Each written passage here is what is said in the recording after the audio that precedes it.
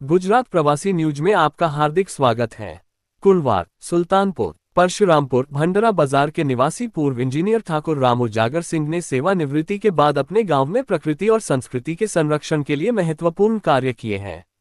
भारत के विभिन्न हिस्सों में इंजीनियर के पद पर सेवा देने के बाद उन्होंने अपने गांव लौटकर मंदिर का निर्माण कराया और दुर्लभ प्रजापति के पौधे लगाकर पर्यावरण संरक्षण में योगदान दिया है। ठाकुर राम उजागर सिंह के इस प्रयास में उनकी पुत्रवधू गीता का भी विशेष योगदान रहा है। वे न केवल प्रकृति प्रेमी हैं, बल्कि पशु प्रेमी के रूप में भी जाने जाते हैं। उनके घर पर भारतीय संस्कृति का अद्भुत नजारा देखने को मिलता है, जो पूरे क्षेत्र के लिए प्रेरणा का स्रोत बना हुआ है। उनके सुपुत्र डॉक्टर ठाकुर कमलेश सिंह, जो एक चिकित्सक हैं, भी परिवार के इस प्रयास में सक्रिय भूमिका निभा रहे हैं। इस परिवार की मेहनत और समर्पण के कारण आज पूरे क्षेत्र में उन्हें सम्मान की दृष्टि से देखा जाता है। स्थानीय लोगों का कहना है कि ठाकुर राम उजागर सिंह और उनका परिवार प्रकृति संरक्षण और सामाजिक सेवा के क्षेत्र में मिसाल कायम कर रहे हैं। उनकी कहानी युवाओं के लिए प्रेरणा का स्रोत है और ये दिखाती है कि सेवानिवृत्ति के बाद भी समाज के लिए योगदान दिया जा सकता है। सह संपादक डॉक्टर आलोक कुमार द्विवेदी के साथ रजनीश पांडेय, सुल्तानपुर, उत्तर प्रदेश।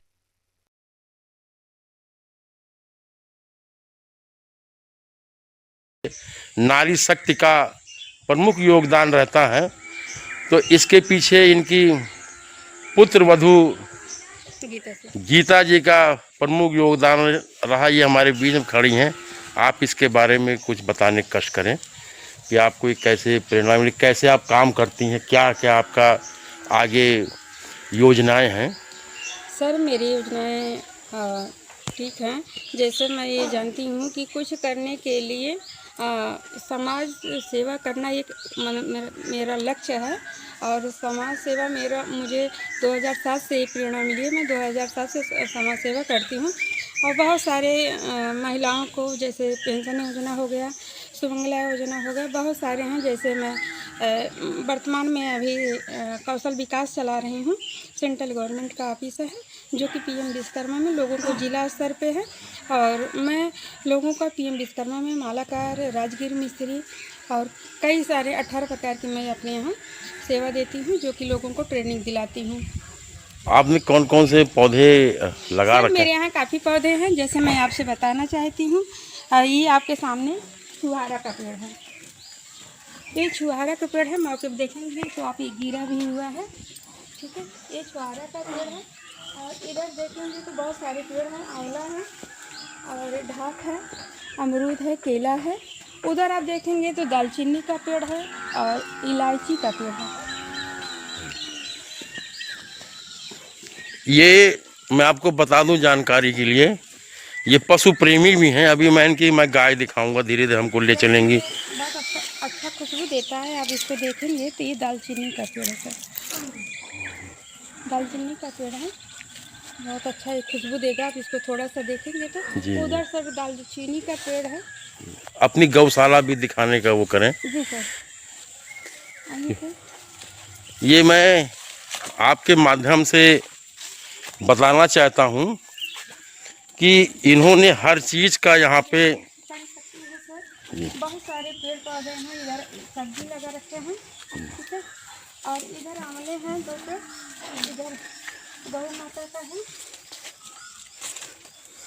हम इनकी गौशाला में भी चल रहे हैं।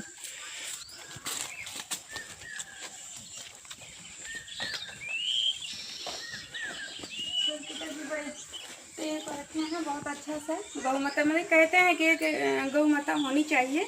हमारे यहाँ कई गौ माता थे और देख रेख में बड़ा वो होता है, इसलिए हम लोग बहुत छोटा सा बनाए हैं। इधर गौशाला का सरिया बनाए हुए हैं। सुना आपने एक तालाब भी बना रखा कमल का जो है। और सर ये नींबू का पेड़ है जो मौके पे फला हुआ है सर, ठीक है। लगता है कि सब पेड़ पौधा होना बहुत ज़रूरी है, जो कि बिल्कुल शुद्ध मिलता है अपने घर में। ऐसे नहीं है कि हम बाहर का, आप जान ही रहे हैं कितना दिक्कत होता है कोई चीज़ फल खरीदने में। तो आपको मौके पे लीची भी मिलेगा। सारी लीची है। इधर सर आम और कटहल वगैरह लगे हैं। इधर जो पेड़ हमारा लगा हुआ है ये असल कमल का लगा हुआ है। जी जी। इस साइड में असल कमल है जो कि सीजन बाई फूल आते हैं उसमें। आपने कमल का वो भी बनवा रखा है, यस सर। वो तालाब जो है गोल जो है।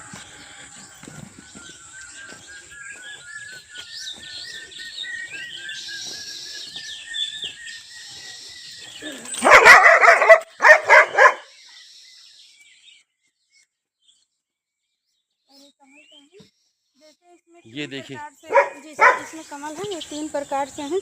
अभी मौके पे एक है सीजन बाई गड़बड़ हुआ है, बाकी बड़े और डाले गए हैं इसमें।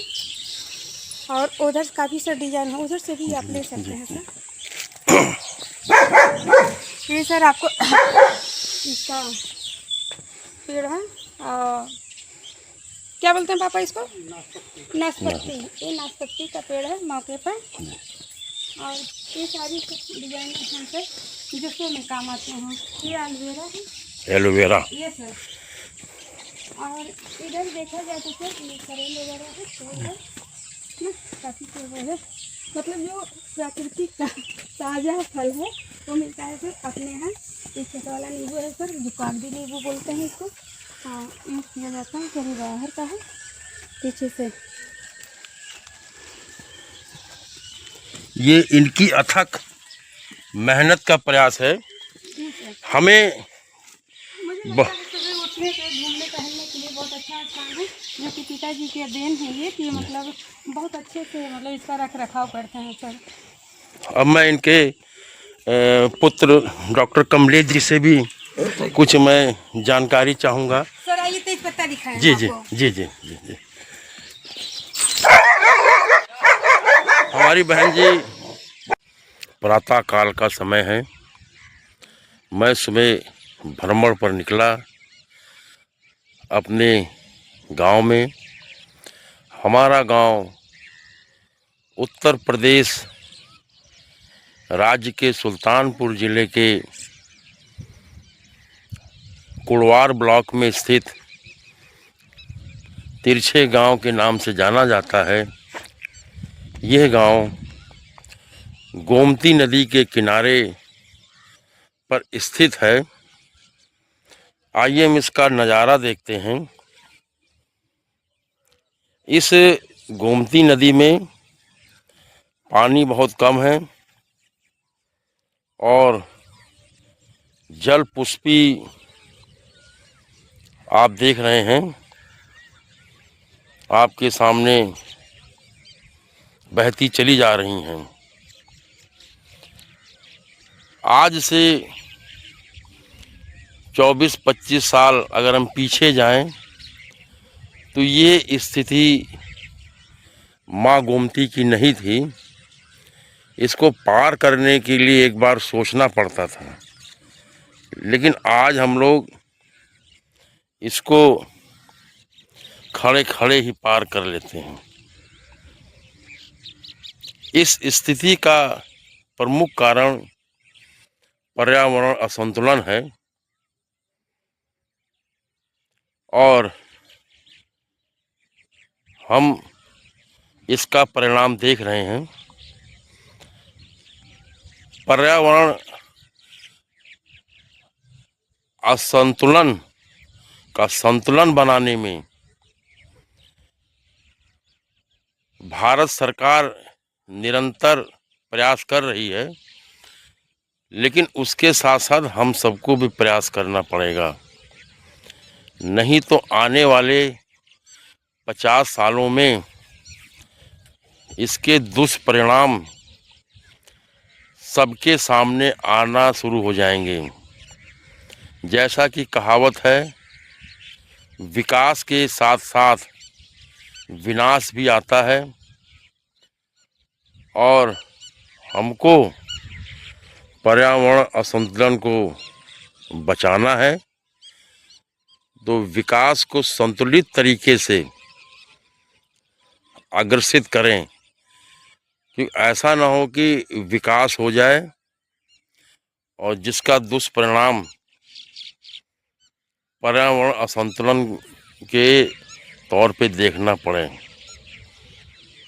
आइए हम सब मिलकर पर्यावरण संतुलन बनाने का प्रयास करें, क्योंकि प्रयास ही विजय का द्वार खोलता है। धन्यवाद।